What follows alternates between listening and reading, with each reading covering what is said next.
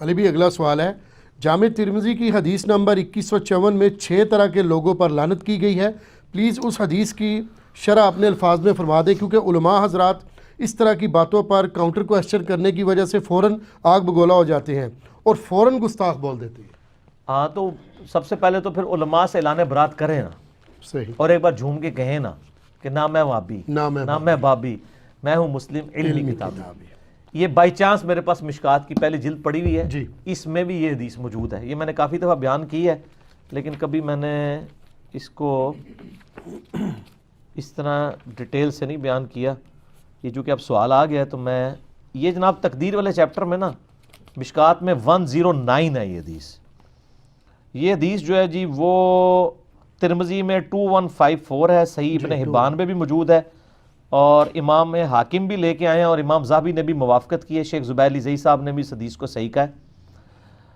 سیدہ عائشہ سلام اللہ علیہا بیان کرتی ہیں کہ رسول اللہ صلی اللہ علیہ وآلہ وسلم نے فرمایا 6 قسم کے لوگوں پر میں نے لعنت کی اور اللہ نے بھی لعنت کی، اور ہر نبی کی دعا قبول ہوتی ہے، یعنی اللہ کی بھی لعنت ہے اور نبی کی بھی لعنت ہے، اور یہ لعنت قبول شدہ لعنت ہے۔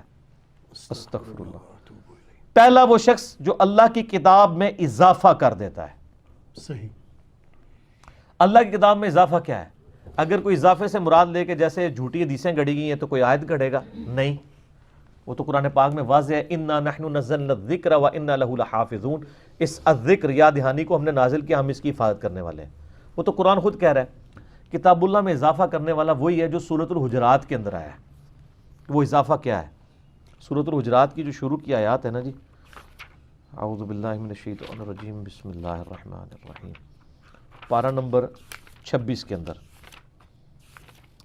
یا ایھا الذین آمنوا لا تقدموا بین یدی اللہ ورسولہ، اے ایمان والو مت آگے بڑھا کرو اللہ اور اس کے رسول سے، واتقوا اللہ، اللہ کا تقوی اختیار کرو، ان اللہ سمیع علیم، بے شک اللہ تعالیٰ سننے والا علم والا، یعنی اللہ اور اس کے رسول سے آگے مت بڑھو۔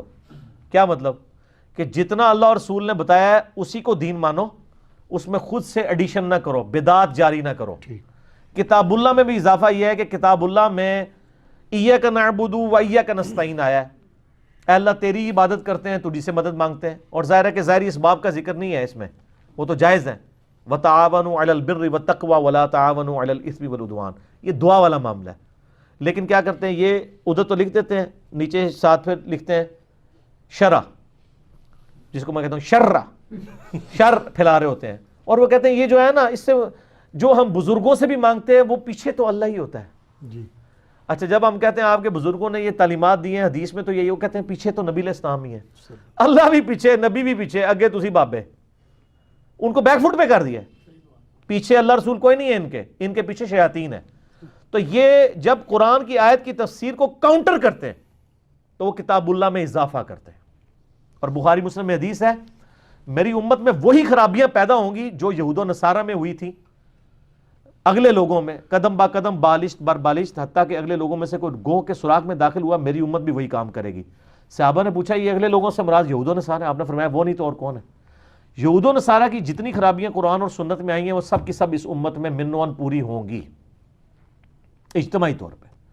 اس سے مراد فیشن نہیں ہے، کیونکہ جامعہ ترمذی میں حدیث ہے، غزوہ حنین کے موقع پر نبی علیہ السلام ایک جگہ سے گزر رہے تھے، اور راستے میں ایک درخت آیا جہاں مشرکین عرب اپنے جنگ میں فتح پانے کے لیے اس کے ساتھ اپنی تلوار کو لٹکاتے تھے تھوڑی دیر کے لیے، اور ان کا عقیدہ تھا کہ اس سے فتح ہو جاتی ہے۔ تو صحابہ نے کہا یا رسول اللہ آپ بھی ہمارے لیے ایک درخت مقرر کر دیں، ہم بھی اس پہ تبرک کے لیے تلواریں لٹکائیں۔ وہ ذات انوات اسے کہا جاتا تھا۔ آپ فرمایا سبحان اللہ، اللہ پاک ہے، یہ کتنی بڑی بات تم نے کر دی۔ اس میں محذوف تھا عما یشرکون، اس شرک سے جو یہ بات کی تم نے، اور تم نے تو وہی بات کر دی جو حضرت موسیٰ علیہ السلام کے ماننے والوں نے کہا تھا کہ اے موسیٰ علیہ السلام ہمارے لیے ایک بت مقرر کر دیں، ہم اس پہ اعتکاف کریں، یعنی اللہ کو تو ہم دیکھ نہیں سکتے۔ سورۃ الاعراف آیت نمبر 138 حضور نے تلاوت کی، آپ نے فرمایا تم نے تو وہی کام کیا ہے، انہوں نے بچڑے کو خدا بنایا تھا، تم کہہ رہے ہو درخت مقرر کر دیں، حالانکہ درخت انہوں نے عبادت کے لیے مقرر نہیں کروانا تھا، صرف برکت کے لیے۔ اور آج بھی آپ کی امت جو ہے نا وہ ٹاکیاں باندھ رہی ہے درختوں پہ، کام پھر بھی چک کے رکھے ہے۔ وہاں پہ آپ نے فرمایا تھا کہ تمہارے اندر وہی خرابیاں پیدا ہوں گی جو اگلوں میں، کیونکہ یہاں پہ بریلوی مولوی کہتے ہیں اگلوں سے مراد فیشن ہے۔ فیشن نہیں سر، اس حدیث کا شان نزول کہہ لیں یا مقام فرمان ترمذی میں موجود ہے، ایک شرکی ایکٹیویٹی پہ آپ نے فرمایا تھا۔ اب آپ ادھر آ جائیں، قرآن کا ٹیکسٹ تو اللہ نے محفوظ کیا تھا، لیکن اس کی تفسیر کے اندر مولوی گھس گیا، اتنی تفسیریں لکھ کے مر گئے ہیں، بابوں کو پکارتے ہیں، حالانکہ قرآن میں لکھا ہوا ہے کہ اللہ کو پکارنا ہے۔ جی تو یہ کتاب اللہ میں اضافہ اور تعریف کرنے والے، میں خیر اس ٹاپک پہ صرف ایک اس حصے پہ ہی نہ 1 گھنٹہ بول سکتا ہوں، اتنا ہی کافی ہے۔ دوسرا ہے جی اللہ کی تقدیر کو جھٹلانے والا، یعنی امت میں 2 فرقے ہیں نا، قدریہ وہ ہیں جو تقدیر کا انکار کرتے ہیں، جبریہ وہ ہیں جو کہتے ہیں انسان مجبور محض ہے۔ اہل سنت کا منہج درمیان میں ہے کہ کچھ چیزوں کا اللہ نے ہمیں اختیار دیا ہے، کچھ میں ہمارا کوئی اختیار نہیں، یعنی میں اپنے ماں باپ چوز نہیں کر سکتا، اپنی رنگت، اپنا جسم، ڈیل ڈول، اور اسی طریقے سے میں اپنی زندگی کی لینتھ، یہ سب اللہ نے مقرر کی ہوئی ہیں۔ ہاں نیک اعمال جو اللہ نے مجھے حکم دیا ہے وہ میں چوز کر سکتا ہوں، اس کا اللہ نے مجھے اختیار دیا ہے۔ انا ہدینہ السبیل اما شاکرا و اما کفورا، ہم نے ہدایت کا راستہ واضح کر دیا ہے، چاہے تو نہ شکری کی روش اختیار کرو، خواہ جو شکر گزاری کی روش۔ تو تقدیر میں وہ چیزیں داخل ہیں جن کا آپ کو حکم نہیں دیا گیا، آپ اس کے پابند ہیں، گیون سرکمسٹانسز، شاکلہ جسے کہا جاتا ہے، اور باقی چیزیں آپ کے اختیار میں۔ تو تقدیر کا انکار کرنے والا بھی، وہ تو ابو داؤد میں حدیث ہے، میری امت کے مجوس ہیں، مر جائیں جنازہ نہ پڑھو اور بیمار ہو جائیں عیادت نہ کرو، جو تقدیر کے منکر ہیں۔ اور صحیح مسلم میں عبداللہ بن عمر فرماتے ہیں کہ اگر یہ احد پہاڑ کے برابر سونا بھی خیرات کر دیں جو تقدیر کے اچھے اور برے ہونے پر ایمان نہیں لاتے، یعنی اچھائی اور برائی تکالیف اللہ کی طرف سے ہی آتی ہیں، اللہ نے ہی تقدیر میں چیزیں لکھی ہوئی ہیں، جس طریقے سے وہ ایگزیکیوٹ ہونی ہے، کرتا انسان ضرور خود ہے، لیکن اللہ تعالیٰ کے علم میں پہلے سے ہے۔ طاقت کے بلبوتے پر مسلط ہونے والا شخص تاکہ کسی عزت والے کو ذلیل کر دے، اے وجہ جدید شرح نہیں کر دے، تو ان سے پوچھے طاقت کے بلبوتے پہ اس امت پہ کون مسلط ہوا ہے؟ صحیح، اس وجہ سے سر وہ گستاخی کا فتویٰ لگاتے ہیں۔ طاقت سے اس امت پہ وہی مسلط ہوا ہے جس کے بارے میں ہم چیپٹر کلوز کر چکے ہیں 5B لکھ کے، واقعہ کربلا کا حقیقی پس منظر 72 صحیح الاسناد حدیث کی روشنی میں آپ اس میں دیکھ لیں۔ صحیح بخاری میں حدیث موجود ہے 4827، ویسے تو فی البدی میں 1 گھنٹہ اس میں بولتا جاؤں گا، 4827 کہ حضرت معاویہ رضی اللہ تعالیٰ عنہ نے اپنی وفات سے 4 سال پہلے تلوار کے زور پر اپنے بیٹے کے لیے بیعت لی اور صلح حسن کے اس عہد کو توڑ دیا کہ امت کو شورا کے حوالے کریں گے۔ انہوں نے تلوار کے زور پر مروان بن حکم سے خطبہ دلوایا کہ اللہ تعالیٰ نے امیر المومنین کو، معاویہ بن ابی سفیان کو ایک جو ہے وہ بات سجھائی ہے امت کے وسیع تر مفاد میں، وہی صاحب ہے میرے عزیز ہم وطنوں، جی وہی ہے کام، وہی ہے۔ تو امت کے وسیع تر مفاد کے اندر وہ چاہتے ہیں کہ اپنے بعد اپنے بیٹے کو نامزد کر دیں، ٹھیک ہے۔ یہ پوری پھر حدیث سنن نسائی الکبریٰ میں بھی مستدل حاکم میں ملتی ہے، جیسا کہ ابو بکر نے بھی تو عمر کو کیا تھا۔ عمر کو ابو بکر کا بیٹا تھا، دیکھو کڈی وڈی کہانی کرائی، کہانیاں ادو بھی لوگ کراندے سن۔ تو وہاں پہ حضرت ابو بکر کا بیٹا کھڑا ہو گیا عبد الرحمن بن ابی بکر، اس نے کہا سیدھی طرح کیوں نہیں کہتا کہ تیرا امیر المومنین کیسر و کسریٰ کی طریقے پہ عمل کرنا چاہتا ہے، ابو بکر اور عمر کے طریقے پہ نہیں۔ یہ کیسر و کسریٰ کا طریقہ ہے کہ باپ مرے اور بیٹا حاکم بن جائے۔ ابو بکر اور عمر تو آپس میں کوئی رشتہ دار بھی نہیں تھے، ڈائریکٹلی میرٹ کے اوپر بنے تھے۔ انہوں نے کہا پھڑو انہوں گرفتار کرو امت کے وسیع تر مفاد میں، تو وہ حضرت عائشہ کے حجرے میں چھپ گئے۔ اس وقت کم از کم اتنی یاد تھی کہ حضرت عائشہ کا لوگ ریگارڈ کرتے تھے کہ تو، لیکن اس کا غصہ ٹھنڈا نہیں ہوا، اس نے باہر سے کہا کہ ابو بکر کے بیٹے تو وہی ہے نا جس کے بارے میں قرآن میں آیت نازل ہوئی تھی سورہ احقاف کی، کہ یہ کہتا ہے کہ جب میں مر کے مٹی ہوں گا تو مجھے دوبارہ زندہ کیا جائے گا، یہ اگلے لوگوں کی سٹوریاں تم مجھے سناتے ہو، کہانیاں، یہ کافر تو ہی تھا نا وہ جس کے بارے میں قرآن کی آیت نازل ہوئی۔ پھر حضرت عائشہ سے صبر نہیں ہوا، انہوں نے کہا اسکت، خاموش ہو جا، آل ابی بکر کے بارے میں کوئی آیت نازل نہیں ہوئی ہے سوائے میری برات کے لیے سورہ نور کی جو آیات نازل ہوئی تھی جو مجھ پہ تہمت لگی تھی۔ البتہ تیرے بارے میں اللہ کے نبی علیہ السلام نے جب تو اپنے باپ کی پشت میں تھا فرمایا تھا حکم پہ لعنت، اس کی اولاد پہ لعنت، اور تو اسی لعنت کا ٹکڑا ہے۔ جدو انہیں پھکی بھی لی نا اما عائشہ کو، پھر وہ چپ کر گیا، ٹھنڈا ہو گیا۔ پھکی ملے تو بات تو پتہ ہے لوگ ادو بھی چپ کر جایا کرتے سن، پھکی دینا اما جی دی بھی سنت ہے، بڑی وڈی پھکی دی تھی انہوں نے۔ تو سر طاقت کے بلبوتے پر مسلط ہونے والا اور معزز کو ذلیل بنانے والا۔ تو پھر دیکھ لیں یزید نے جو کچھ کیا ہے، سب سے معزز لوگ اہل بیت تھے، ان پہ کیا ظلم ڈھائے، اور وہ آج تک امت کو پھر اکٹھا نہیں ہونے دیتے۔ ان کے ہاتھوں سے لٹی باغ رسالت کی بہار، جو نمازوں میں صدا پڑھتے رہے صلی اللہ، ٹھیک ہے، جو نمازوں میں اللہم صلی علی محمد وعلی آل محمد پڑھتے رہے لیکن آل محمد ذبح کر دی. کافر مار دیتے تو اتنا غم نہ ہوتا, ٹھیک ہے, مسلمانوں نے مارا اسلام کے نام کے اوپر. تو بال 5B پڑھ لیں تو آپ کو پتہ چل جائے گا یہ کون کون لوگ اس میں ملوث ہیں. ایسے شخص کو معزز بنائے جسے اللہ نے ذلیل کیا اور کسی ایسے شخص کو ذلیل کرے جس کو اللہ نے معزز کیا ہو.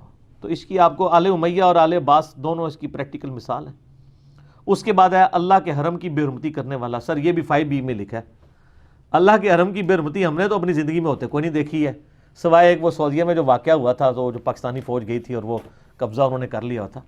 ادروائز تاریخ اسلام میں تو یزید نے سب سے پہلے منجنیق سے جو ہے وہ پتھر برسائے ہیں. صحیح مسلم میں موجود ہے, غلاف کعبہ بھی جل گیا اور حضرت اسماعیل علیہ السلام کے وہ جو قربانی کے لیے جو مینڈا آیا تھا اس کے سینگ, سر وہ پچھلے 3500 سال سے خانہ کعبے کے دروازے پہ لٹکے ہوئے تھے, وہ بھی جل گئے. جی ٹھیک ہے. تو پھر مدینہ شریف کے ساتھ چونکہ حضرت حسین کی شہادت کی وجہ سے اہل مدینہ ناراض ہو گئے تھے, انہوں نے یزید کی بیعت توڑ دی تھی. سر وہ بریلوی دیوبندی اہل حدیث شیعہ نہیں تھے,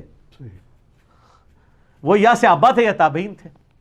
اس میں میرا علی اللہ حسن نقوی صاحب کے ساتھ کوئی 6 گھنٹے کی نشست ہے, 157A اور B, کربلا اور محرم اور سنی شیعہ کنفلکٹ پہ 100 سوالات, جس کے کلپس ماشاءاللہ ملینز آف پیپل تک پہنچے ہیں.